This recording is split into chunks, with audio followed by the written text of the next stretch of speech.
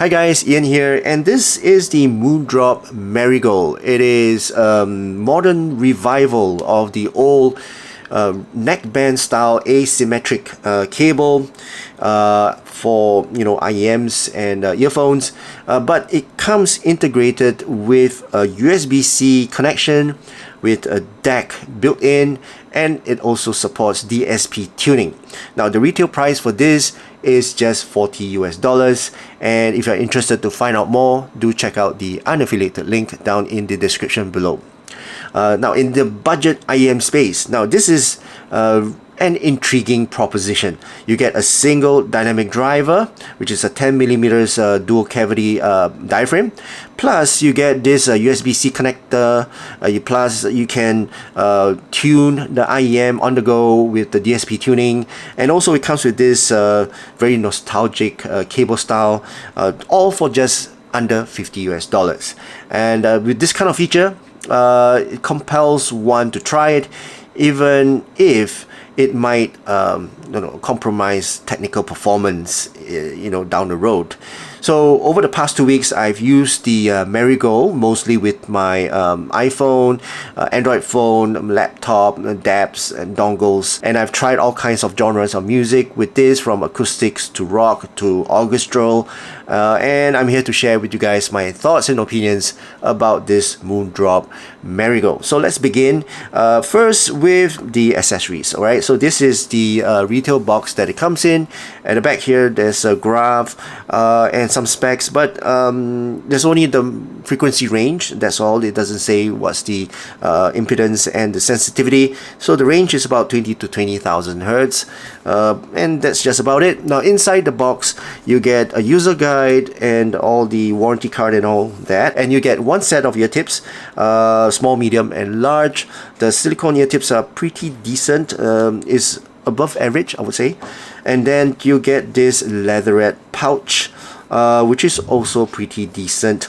Now there's nothing exceptional in the accessories. It's pretty modest but adequate. I would say it's okay, it's not too bad, but I would want a little bit more, maybe like some foam tips, or maybe the case, maybe a hard shell case. But the leatherette cases maybe a welcome touch, but it's not premium.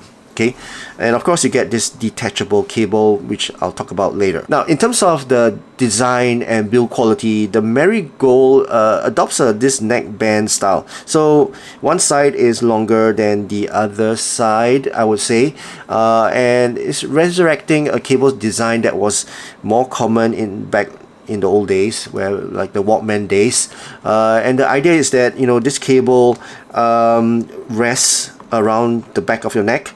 Alright, and when you're not using it, so the cable is not detachable, as you can see, and it comes with this USB-C connection and this built-in inline microphone. The housing seems to be molded plastic, maybe polymer composite with a brass cavity, and they claim it's for maybe acoustic dampening or resonance control.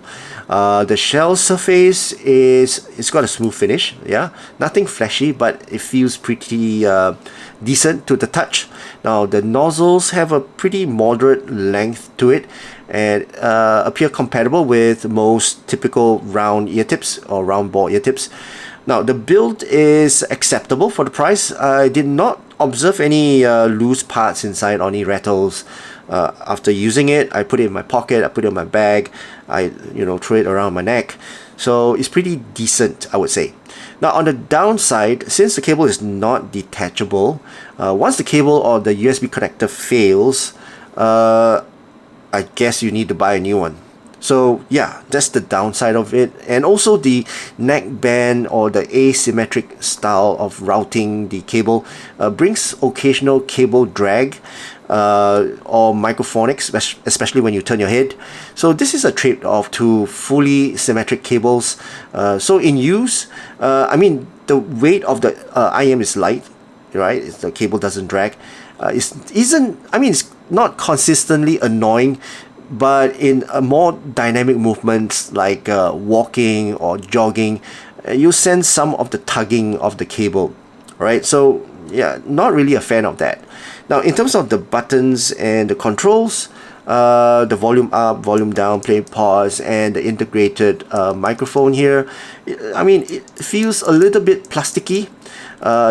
It's alright, but it's plasticky. The build quality is good, yeah, but it feels plasticky. The microphone is alright. It picks up acceptably, phone calls and all that. Picks up my voice pretty good, but it's not exceptional. And the USB-C connector, it feels solid. Plugging in and plugging out gives a reassuring click. So overall, for the sub $50 class, I would say this build quality and design is more than adequate, but don't expect solidity of metal shells or fancy cables at this price point. Alright, so let's talk about the fit and comfort. So with the stock silicone ear tips, I found the Marigold comfortable after multiple hours of listening, and the shell shape is not overly aggressive. As you can see, it's round. I could get a good seal without pushing the IEM too far and too forcefully. The asymmetric cable design helps by giving a slight neck rest when I'm not using it, which is a nice retro touch to the design. But one caveat though, for smaller ears, the cable drag can tug the shells slightly downwards over time, so occasionally you need to readjust the IEM back into your ears. So having a good ear tip is very important, and giving you a good seal, for them to properly give you that bass. The bass is very important. So I tried other third-party ear tips as well, which is also good. I tried my spin fits, and I found that maybe a slightly narrower bore ear tip might improve the treble comfort and help reduce the sibilant peaks in brighter tracks. Now, in short, comfort is pretty decent. It's not perfect. I will not pick this IEM for extreme sports, jogging, running, cycling, but for daily use like commuting or sitting at my desk, light movement is acceptable. Alright, so let's talk about the sound for these IEMs. First, let's talk about the technical performance. Now, the soundstage and imaging on this is modest, is usable. It doesn't create like a speaker style width, but the width is sufficient enough for separation of instruments, for example. The depth is pretty average, layering is okay, but it's not exceptional as well. Imaging is pretty fair, and the positional cues in the mixes, like left and the right, the front and the back, are pretty decently placed out, though in more complex tracks, some elements they blur out slightly. It is not a wide open arena kind of tuning or soundstage, but neither is it overly constricted and claustrophobic kind of soundstage. But for the price, it does its job well. Now, in quieter tracks, you can discern spatial placements reasonably well, but in busier orchestral or dense heavy metal tracks, the sense of space tends to collapse somewhat. Now, in terms of detail retrieval and resolution, given that the Marigold is a single dynamic driver with DSP tuning, its detail retrieval is above basic budget IEMs, right? It's pretty good. But it doesn't rival multi-driver hybrids or BA rigs. Now, in tracks with moderate complexity, for example, like acoustic guitar and vocals, it resolves string plugs, small overtones, and vocal mic textures well. But in very complex tracks like dense symphonic crescendos or high shimmer cymbals, the upper harmonics begin to smear and the micro details tends to get masked. It's a bit more focused on musicality than sheer revealing of the resolution, and it leans a bit towards good enough detail for listening enjoyment rather than audiophile dissection. But for $40, I think that's pretty acceptable to me. Now, in short, resolution is solid for its price point, but don't expect ultra high-end transparency. Alright, let's talk about the tone and timbre. The tonality of this Marigold leans slightly towards a mild V-shape, fun, hi-fi kind of tone and timbre, but is pretty moderate. Now, the timbre is reasonably natural in the mid-range. Voices retain its tonal body, though it's not perfect as an high-end reference kind of IM. But the bass is pretty boosted, not grossly bloated. Treble is present but can be a little bit bright on some tracks, and it requires a bit of tip rolling or EQ tweaking. Now, it avoids being overly aggressive, but in certain tracks, I would say brightness or sibilance may creep in if your source is not clean or you push the volume a little bit too high. But overall, it strikes at somewhat safe kind of tuning, safe middle ground, more livelier than warm, but not fatally bright for most tracks. Alright, so let's talk about the sound signature of this Marigold. I'll post my graph somewhere up here.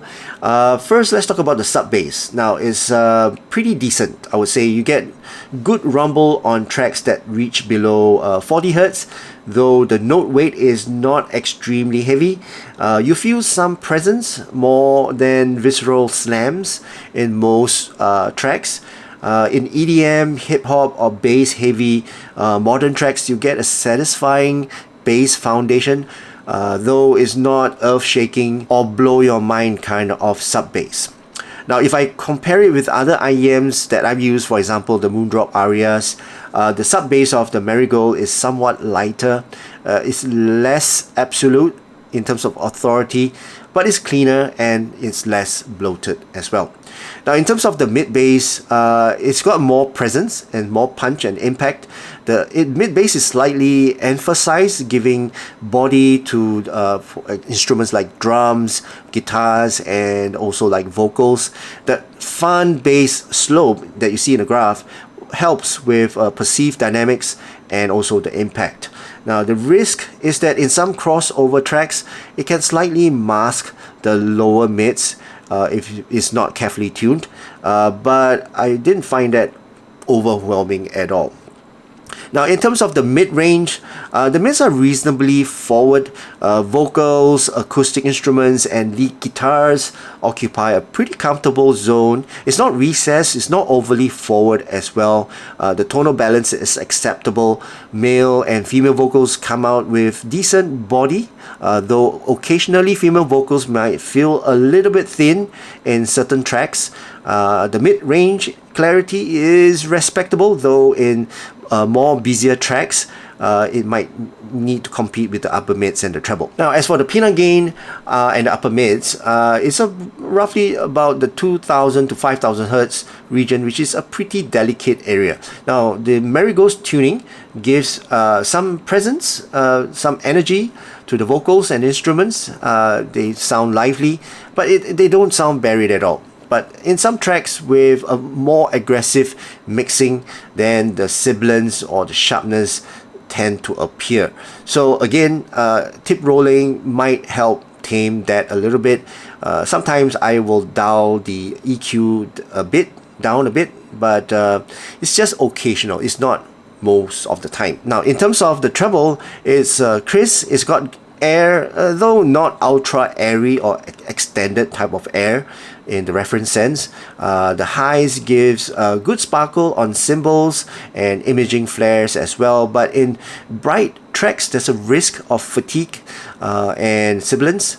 On more gentle or mellow recordings, the treble is pleasing and it adds a vivacity without the fatigue.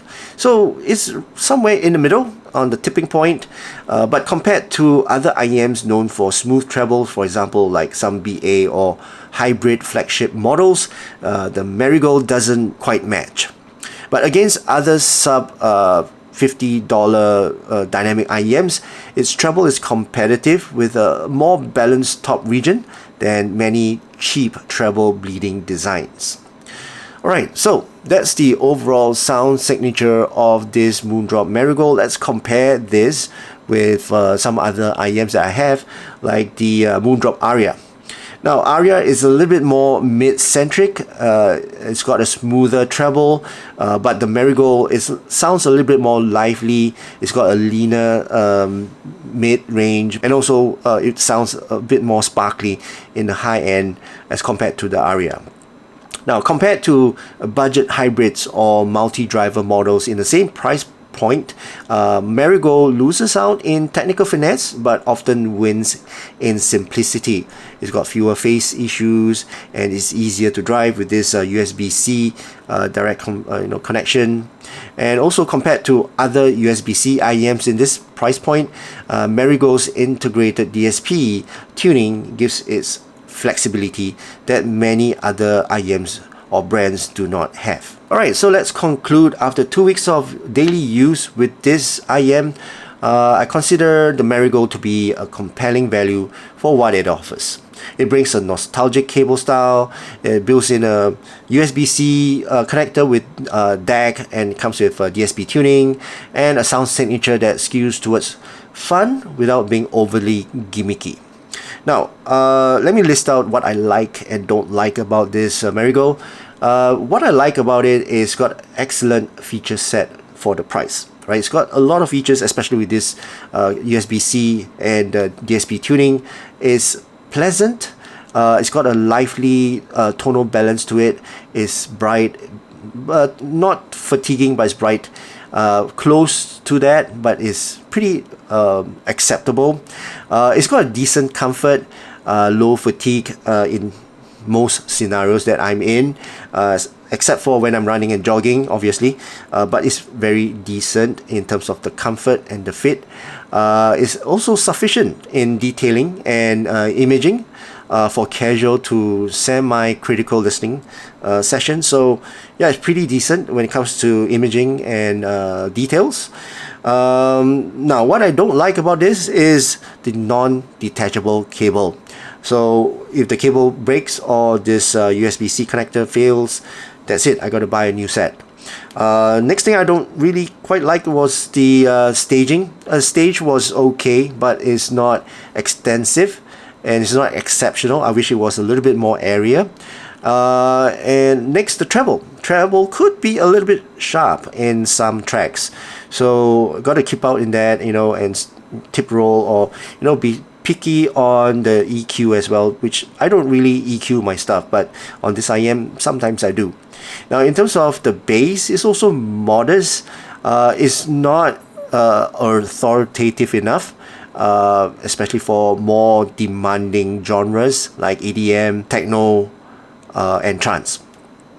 And so lastly is the cable drag. So cable does drag the IEM down, and sometimes, most of the time I'll need to readjust it to get my seal back. And also because the cable is this asymmetric style, it goes to the back of my neck, and sometimes I get microphonics when I turn my head or when I'm in motion. Right, so if you are a user who primarily listens to your songs on your smartphone and you want a one cable solution and you enjoy a semi-lively sound for everyday use, the Marigold is a worthy contender. But if you prioritize technical resolution, ultra expensive staging, long-term modular upgradability, then the Marigold may not be for you. But in its price point, however, it punches above its weight. So that's it for my overall thoughts and opinions about this Moondrop Marigold. I hope you guys enjoyed watching this video. If you did, please give this video a thumbs up, and also please don't forget to subscribe to my channel. My name is Ian. Thank you so much for watching, and I'll see you again in my next video. Cheers.